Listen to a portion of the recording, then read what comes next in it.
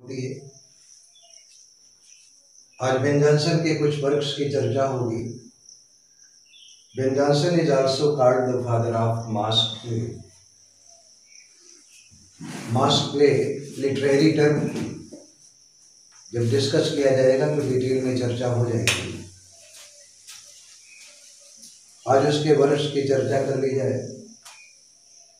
तो कॉमेडीज में Ben Jonson ने क्या क्या लिखा। Every man in his humour is his greatest work. सबसे प्रसिद्ध कॉमेडी बेन जॉनसन के every man in his humour. Humour शब्द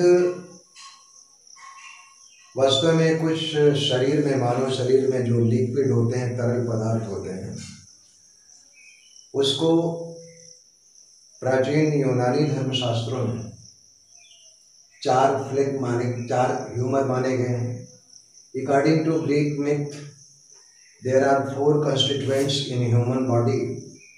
मानव शरीर में 4 फ्लूइड होते हैं। वो है सैंग्विन, सैंग्विन को ब्लड भी कहते हैं। दूसरा एलिमेंट है फ्लेग्म। तीसरा है कूलर, जिसको येलो बाइल भी कहा जाता है। और चौथा है मेलांकली। मेलांकली को ब्लैक बाइल भी कहते हैं। And these constituents are responsible for determination of human temperament and character। ये जो तत्व हैं ये मानव स्वभाव और उसके चरित्र निर्माण में जिम्मेदार भूमिका निभाते हैं। तो every man in his humour, और दूसरा है every man out of his humour. तीसरा है बोबादिल और कैरेक्टर। चौथा सिंथिया स्लेगर। पांचवा पोएटेस्टर। छठा है वाल्पोन और फॉक्स। और ये relentless exposure of English vice, बड़ी क्रूरता के साथ अंग्रेजी समाज की बुराइयों को एक्सपोज किया है, उजागर किया है। उसकी 7वीं कॉमेडी है एपिसीन और साइलेंट वुमन। अब नोट कर लिए हो तो फिर आगे उसके ट्रेजेडी की चर्चा कर ली जाए।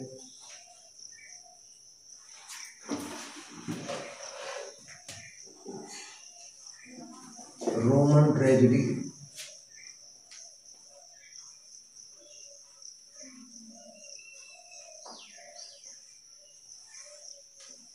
पहला है सेजानस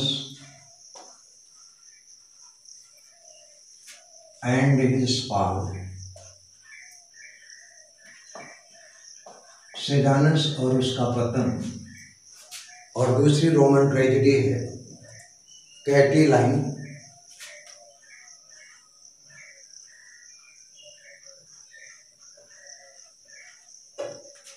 कैटिलाइन हिज कंस्पिरेसी।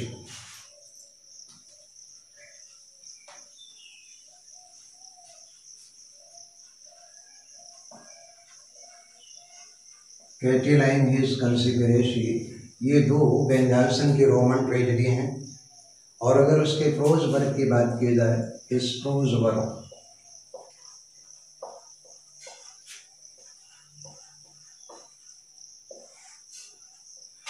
तो पहला है alchemist.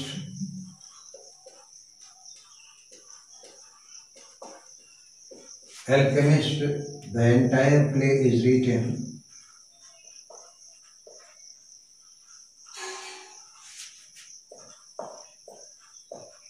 The entire play is written in blank verse।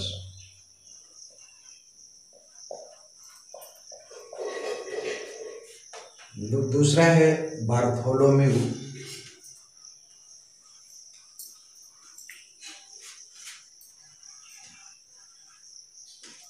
Bartholomew. तीसरा devil is an ass. Devil is an ass. और चौथा है the staple of you. The staple of you, ये चार उसके प्रोज वर्क माने गए हैं। नोट कर लें, फिर इसके बाद जो है आगे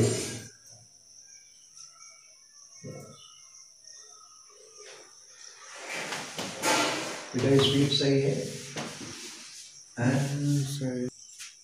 his mask play,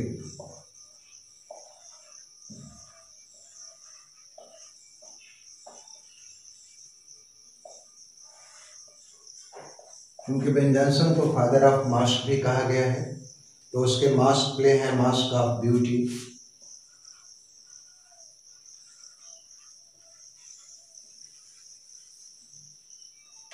mask of beauty. दूसरा है mask of queen.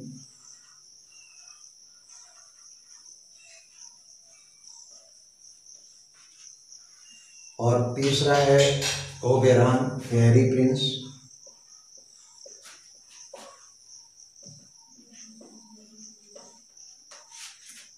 Fairy Prince. और चौथा है mask of blackness.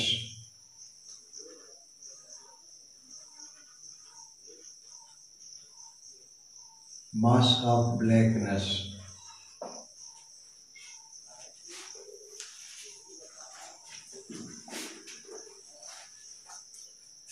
Ben Jonson is not only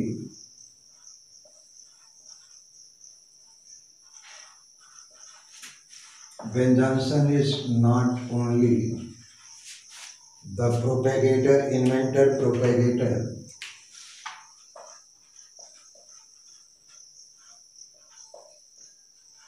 propagator of mask plays,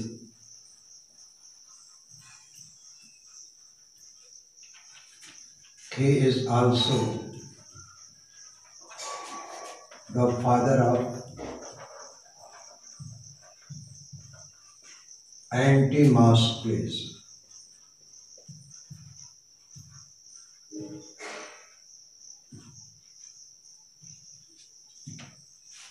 Ben Jonson को केवल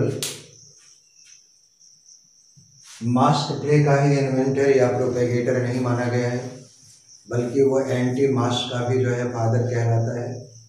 अब एंटी मास्क क्या होता है? contrary to regular mask play,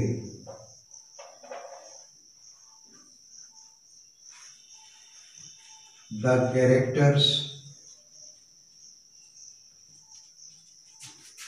of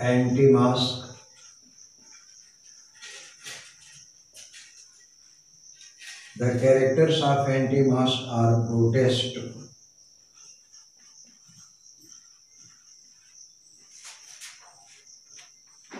drawn from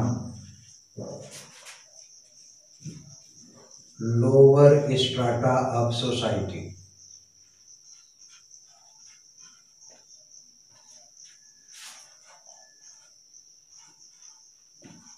mask play वास्तव में एक कोड प्ले होता है। मास्क प्ले वास्तव में राज दरबारों में जो है प्रस्तुत किया जाता था, और all the participants character in masque play are drawn from aristocratic society, mostly the sons and daughters of landlords and kingly houses. They participate in mask play, and mask play is not for general presentation or not public presentation. इसमें जो भाग लेने वाले कलाकार होते हैं mask play में, वो शाही घरानों से संबंधित होते हैं। कुलीन घरानों के लड़के और लड़कियां भाग लेते हैं।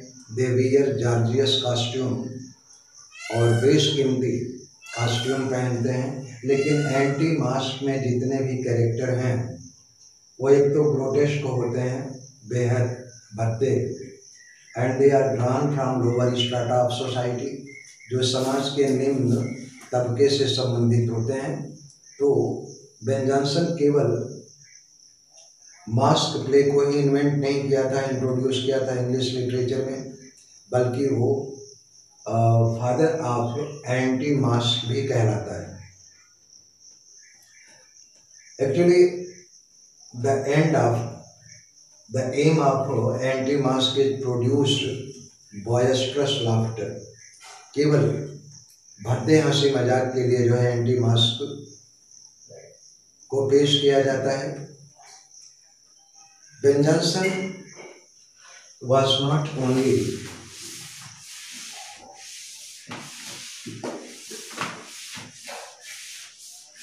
playwright, he was also a poet।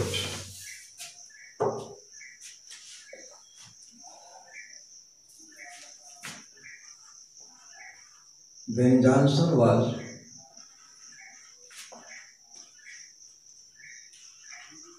also a poet।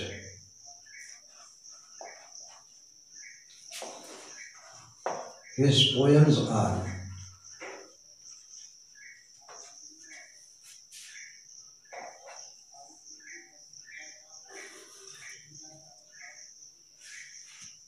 Forest। It contains 26 poems। Forest नामक काव्य संग्रह में 26 कविताएं हैं। And it was published after his death।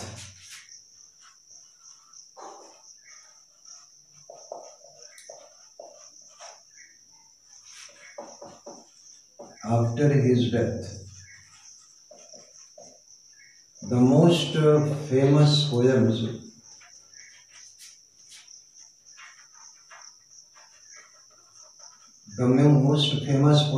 of this collection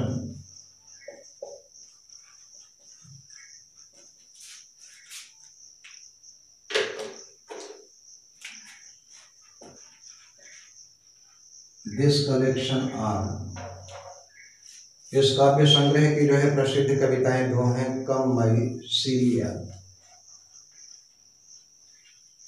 कम माई सीलिया, सीलिया चांद को कहते हैं, और दूसरा है लेट्स प्रूव, लेट्स प्रूव। ये दो प्रसिद्ध कविताएं हैं उसके काव्य संग्रह मास्क के। और ये भी ध्यान रखिएगा कि in the beginning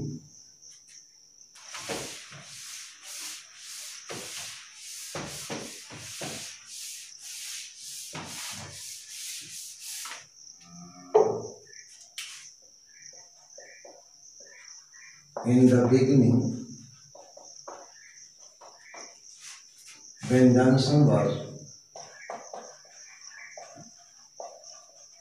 worst critic of Shakespeare।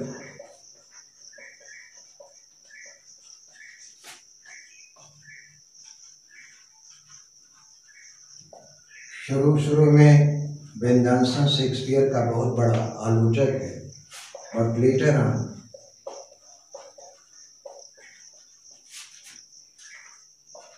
he became intimate friend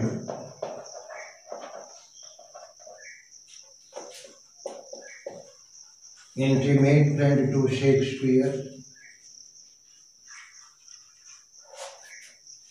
and after his death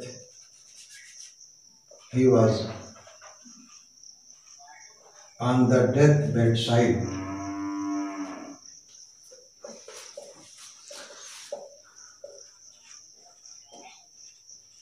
deathbed side of Shakespeare।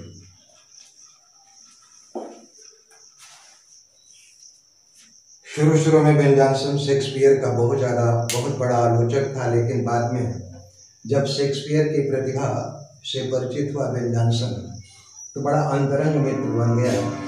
और जब शेक्सपियर की मृत्यु हो रही थी तो शेक्सपियर के डेथ बेड के बिल्कुल सरहाने खड़ा था Ben Jonson. He also paid the richest tribute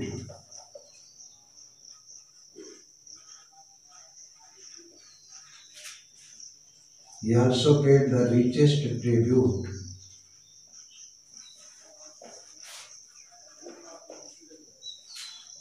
to Shakespeare in his poem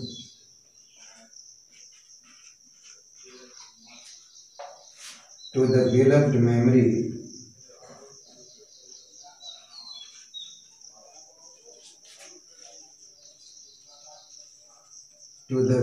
Memory of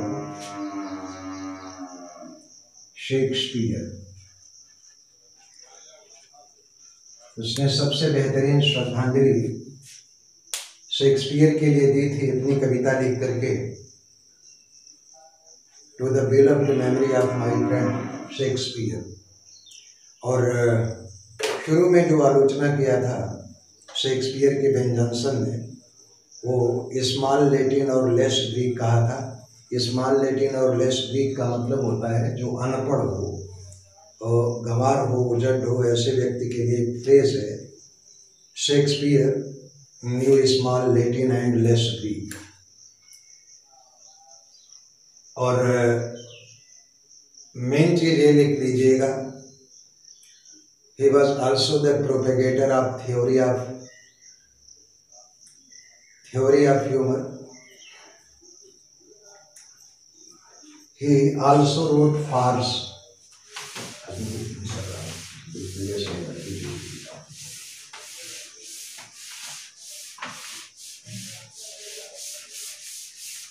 His famous farce are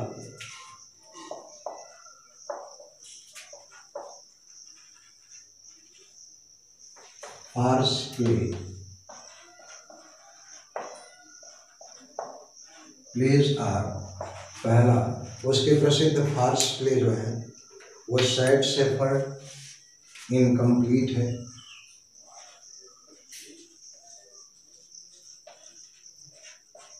ये अधूरी रचना है इसकी, इनकम्प्लीट। और दूसरा है वेयर टू हो, वेयर टू हो। ये दो उसके जो है प्रसिद्ध फार्स प्ले हैं। और विशेष तौर पर जो प्रश्न अक्सर पूछे जाते हैं, दो प्रश्न इससे कि उसकी सबसे प्रसिद्ध रचना कौन सी है, तो वो every man in his humour है। और प्रश्न ये पूछा जाता है कि क्या बेन जॉनसन के किसी नाटक में शेक्सपियर ने भी भाग लिया था, तो उसका उत्तर है Shakespeare also participated, also played a role in his play Every Man in His Humor। मित्रों, ये आज इतना ही। आज कुछ जो है एनर्जी लेवल काफ़ी लो है। शाम को